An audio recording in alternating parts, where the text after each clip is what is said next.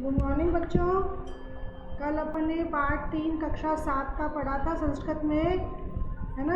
आज अपन फिर उसको आगे पढ़ रहे हैं। कल अपना पूरा नहीं हुआ था बच्चों पाठ, आज उसको अपन पूरा करेंगे। तो आप निकाल लो पेज नंबर, ये जो आंवला वाला पाठ है पेज नंबर 14, कक्षा 7 सब्जेक्ट संस्कृत निकालें। मैं पढ़ रही हूँ, आप उसको शांति से देखें, सुने और जो कठिन शब्द लगता है उसको लिखें, ठीक है। आम्लकः न अति विशालः वृक्ष अस्ति। आम्लका बोलते हैं आंवले को। आंवले का पेड़ न अति विशाल, बहुत बड़ा नहीं होता है, अस्ति है। अस्य फलम आम्लकम इति कथ्यते। इसके फल को आम्लक कहते हैं। इति इस प्रकार कहते हैं। आम्लकम अत्यंत गुणकारी स्वास्थ्यवर्धकम फलम अस्ति। आंवला अत्यंत गुणकारी और स्वास्थ्य को बढ़ाने वाला होता है। इस प्रकार है। और अनेक औषध निर्माणम आम्लकानाम प्रयोगम क्रियते। अनेक औषधियों के निर्माण में आंवलों का प्रयोग किया जाता है। आम्लकैः संधितावलेह चूर्णम पेयमिष्ठानम निर्मीयते। आंवले से उसको पीसकर अवलेह यानी चूर्ण बनाकर अनेक पीने की चीज़ों में निर्मित में डाला जाता है। पीने के पेय पदार्थों में इसका चूर्ण, आंवले का चूर्ण मिलाया जाता है। आम्लकेषु विटामिन सी प्रचुर मात्रायां प्राप्यते। आंवले से विटामिन सी बहुत अधिक मात्रा में प्राप्त होता है। फलम इदम इह अमृतम अस्ति। यह फल अमृत है। आम्लकम सेवनम वयम ऊर्जावन्तः चिरयौवनः स्वस्थश्च भवाम। आंवले के सेवन से हम सभी ऊर्जावान, चिर यौवन का मतलब है हमेशा युवक रहते हैं, युवावस्था रहती है, हमेशा जवान रहते हैं और स्वास्थ्य भी अच्छा रहता है। भारतीय भी नाम दृष्ट्वा आम्लका पवित्रम वृक्षो अस्ति। भारत में यह आंवले का पेड़ बहुत पवित्र माना जाता है। ते कार्तिक मासे अक्षय नवम्या तिथौ अस्य तले भोजनं पकत्वा अस्य पूजनोपरांतं खादन्ति। भारत के लोग इस आंवले के पेड़ को बहुत पवित्र मानते हैं। वे कार्तिक मास की अक्षय नवमी की तिथि को इसके पेड़ के तल के नीचे भोजन पकाकर इसका पूजन करके खाते हैं। कुछ लोग खाते होंगे बच्चों लोगों, अपन ने देखा नहीं, इसमें लिखा है ऐसा। तो आगे है आम्लकानि औषधीय गुण संपन्नानि च सन्ति। आंवलों के औषधीय गुण बहुत अधिक है।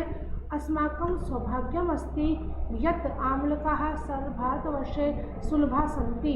हमारा सौभाग्य है कि आंवला भारत में आराम से मिल जाता है, आसानी से सुलभ है, मिलता है। भारतवर्षस्य कतिपय अंचले कृषकाः आम्लकं वन विस्तारे संलग्नाः सन्ति।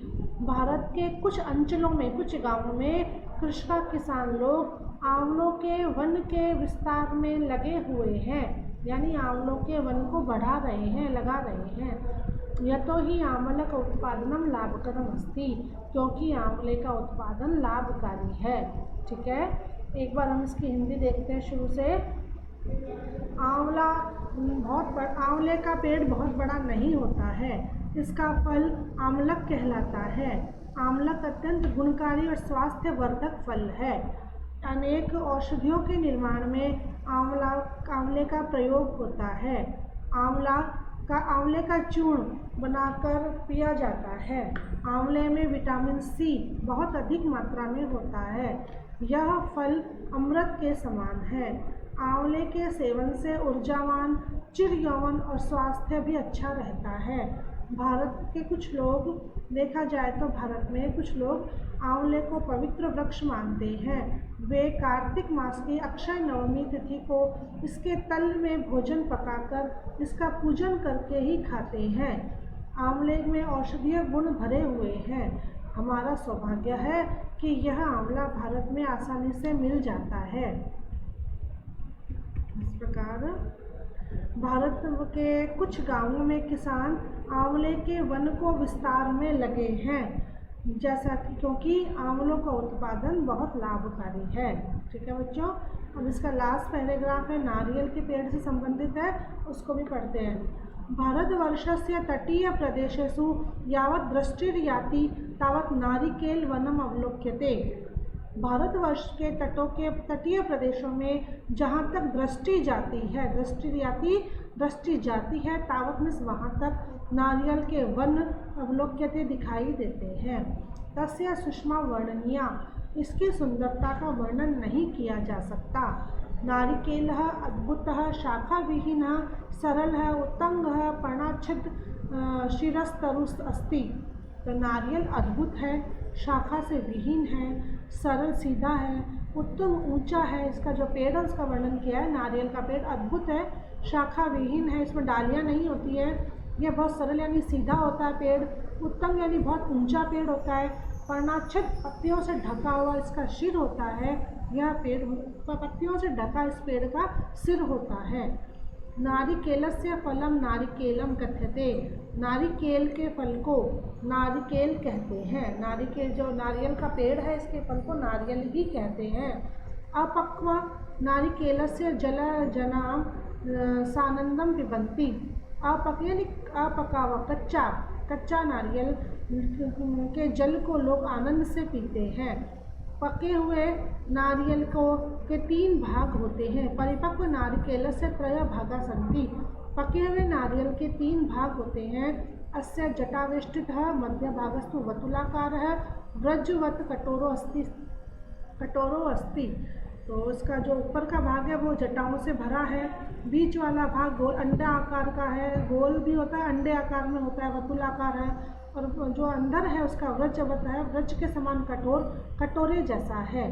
तीसरा भाग और इस प्रकार तस्मिन् जलम सघनीय भूयम मधुरम धौलंच कंदुकारा रूपम गृह्णाति। इसके जो इसका जो जल है वो कैसा होता है बच्चों? मधुर है, मीठा है, और ये क्या बोलते हैं सफ़ेद, धवल में सफ़ेद है, और कंदु आकार, कंदु बोलते हैं गेंद को, गेंद की आकार के रूप वाला होता है। अयम पदार्थ अत्यंत उपयोगी अस्ति, यह पदार्थ बहुत उपयोगी है। अयम जनिर खाद्यते, इसको लोग खाते हैं। अस्य प्रयोग मिष्ठान्ने व्यंजनम च निर्वति, इसके प्रयोग से मिष्ठान और मिठाइयाँ बनती हैं, व्यंजन बनते हैं, मिष्ठान बनते हैं। अस्मात् तेलम उत्पाद्यते, इससे तेल भी उत्पन्न होता है। आप जानते हो इसका तेल, नारियल का तेल हम सिर में लगाते हैं, घरों में हमारे यूज़ होता है, तो इसका तेल, इससे तेल भी बनता है। कठोर भागात अनेक वस्तुनि निर्मीयन्ते, इसके कठोर भाग से अनेक वस्तुएं बनाई जाती है। जो क्या क्या है?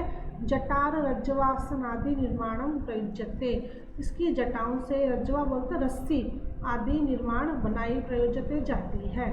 पूजने, विवाहे, देवालय, यज्ञ, शिलान्यासे आदि मांगलिक कार्येषु नारिकेलो उपस्थितः अपरिहार्य अस्ति। तो कहाँ कहाँ इसका काम होता है? पूजने, पूजन में, विवाह में, देवालय बोलते हैं मंदिर में, यज्ञ में, शिलान्यासे कहीं मुहूर्त में, जमीन का जो मुहूर्त हो रहा हो, आदि मांगलिक कार्यों में, अच्छे शुभ कार्यों में नारियल की उपस्थिति अपरिहार्य में जरूरी है। अस्य वृक्षस्य स्तंभ पर्णानि कुटीर निर्माणम प्रयोजनते, इस पेड़ का स्तंभ यानी इसकी जो मोटी पेड़ की डाली होती, लकड़ी होती है, स्तंभ है, वह कुटीर निर्माण में काम आती है। अतएव अयम पात्र सर्वांगेण मानवानां सेवां विदधाति, इस प्रकार इस पेड़ की सभी अंग मानव की सेवा में लगे हैं।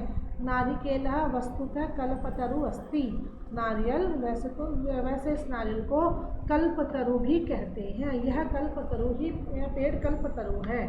ठीक है बच्चों, एक बार हिंदी दोबारा देख लो।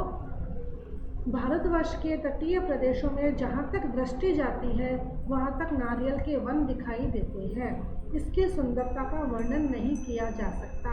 नारियल का पेड़ अद्भुत है, शाखा विहीन है, सीधा है, ऊंचा है, और पत्तों से ढका हुआ इसका मस्तक है। नारियल के फल को नारिकेल कहते हैं। इसके कच्चे फल को लोग आनंद से उसका जल पीते हैं। पके हुए फल में के 3 भाग होते हैं। पहला जटाओं से भरा हुआ, बीच वाला भाग गोलाकार या अंडाकार, और जो मजबूत और कटोरे जैसा है, जिसके अंदर मधुर और सफ़ेद रंग की गेंद का आकार होता है। और इसका यह पदार्थ अत्यंत उपयोगी है, जिसको लोग खाते हैं। इसका प्रयोग मिठाइयों में और व्यंजनों में किया जाता है। इससे तेल भी बनता है। कठोर भाग से अनेक वस्तुएं बनती हैं। जटाओं से रस्सी का निर्माण होता है। पूजन में, विवाह में, मंदिर में, यज्ञ शिलान्यास में आदि मांगलिक सभी कार्यों में नारियल की उपस्थिति जरूरी है। इस वृक्ष के स्तंभ, पत्ते कुटीर निर्माण में प्रयोग किए जाते हैं। अतएव इसलिए यह पादप, यह पेड़ सभी अंगों से मानवों की सेवा कर रहा है। नारियल को वैसे कल्पतरु कहते हैं। ठीक है बच्चों, आज हमने पाठ पढ़ा, ये पाठ हमारा पूरा हो गया है। आज आपका HW क्या है, मैंने शब्दार्थ आपको कल दिए थे, आज फिर दे रही हूँ। आज इनको याद करना है। जिन्होंने शब्दार्थ नहीं किए हैं वे शब्दार्थ कर लें, और जिन्होंने कर लिए हैं वे इसको याद भी करें।